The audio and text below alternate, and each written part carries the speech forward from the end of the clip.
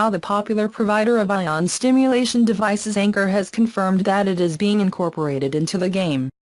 The company claims that its Powerline cable will have a life of curvature of more than 5 times greater than any other cable on the market, while Powerline Plus will gain additional strength through an aluminum and braided nylon cover.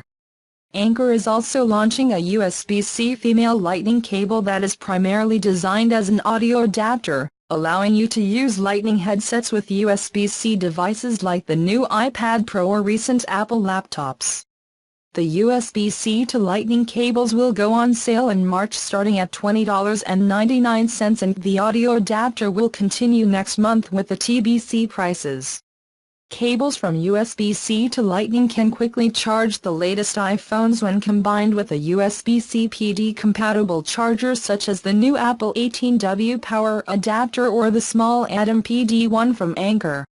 On the other hand, these cables can also now be used to charge an iPhone from an iPad Pro.